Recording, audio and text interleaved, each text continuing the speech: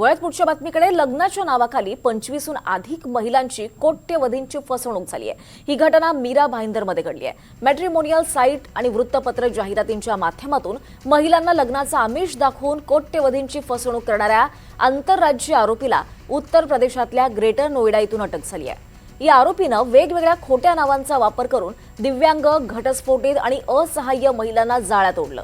प्राथमिक तपासात देशभरातील 25हून अधिक महिलांची फसवणूक केल्याचं उघड झालंय. फसवणुकीच्या पैशातून खरेदी केलेली BMW कार सुद्धा पोलिसांनी जप्त केली आहे. त्याने आपल्या या नयानगर पोलीस ठाण्याच्या गुन्ह्याव्यतिरिक्त एक अमरावतीमध्ये एक गुन्हा केल्याचं त्याच्या विरुद्ध FIR नोंद आहे.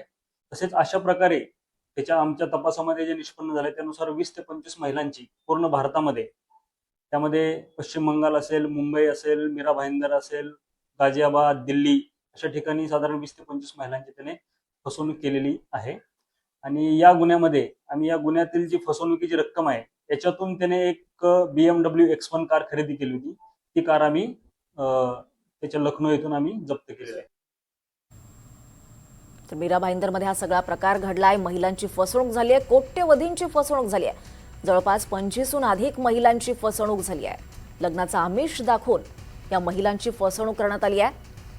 दरम्यान फसवणुकीच्या पैशातून खरेदी केलेली BMW कार सुद्धा पोलिसांनी जप्त केली आहे. प्राथमिक तपासात अनेक धक्कादायक खुलासे झाले आहेत. उत्तर प्रदेशातल्या ग्रेटर नोएडा इथून या आरोपीला अटक करण्यात आली आहे.